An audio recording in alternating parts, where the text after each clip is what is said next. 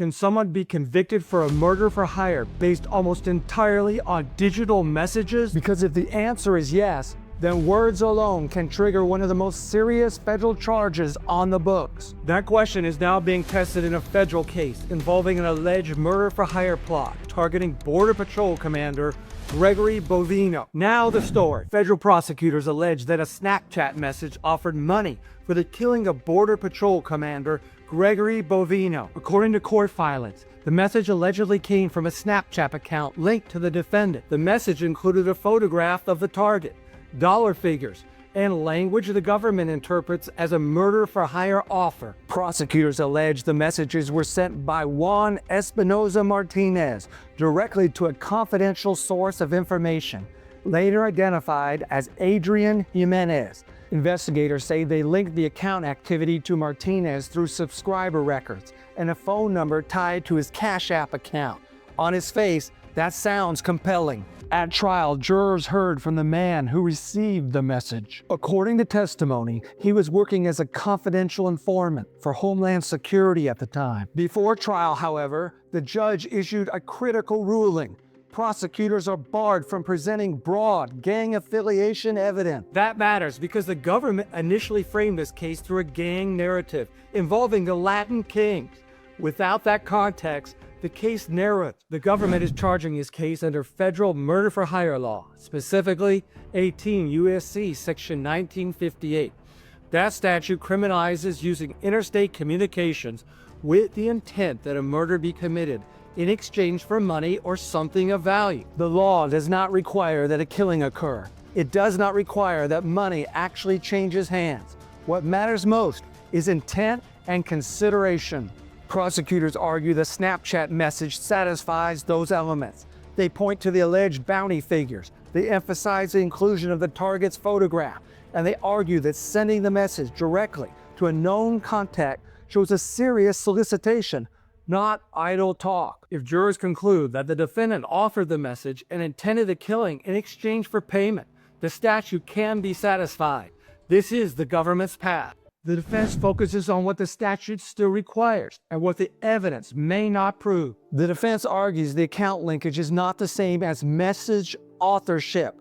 Access does not prove who typed the message or who else had access to the messaging service or the phone. Even verified platform records do not automatically establish criminal intent. Federal law requires specific intent that a murder be committed for payment.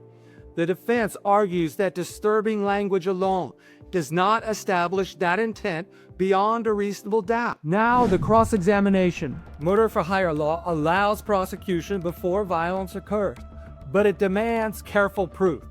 Jurors must decide whether these messages show real criminal intent or just dangerous speech without any follow-through. Who actually sent the message from the defendant's account?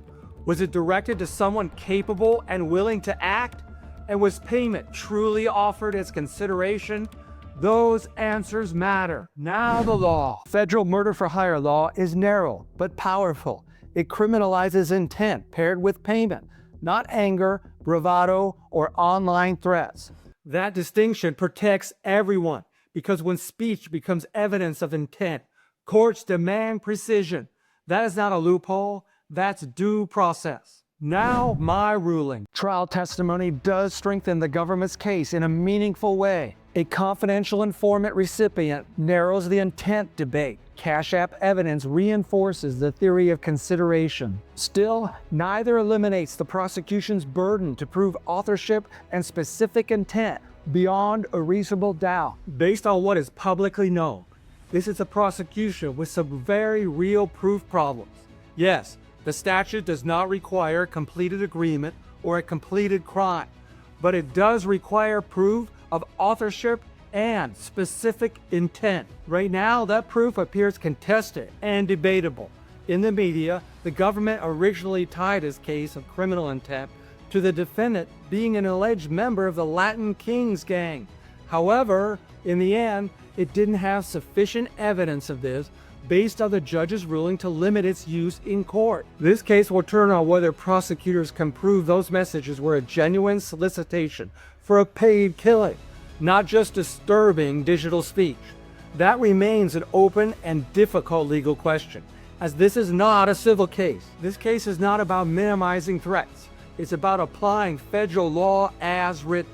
Because when words alone carry criminal liability, the line between speech and crime must be enforced carefully.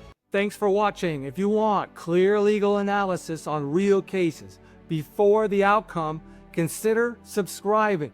And remember, the truth matters, and so does reasonable doubt. See you in the next case.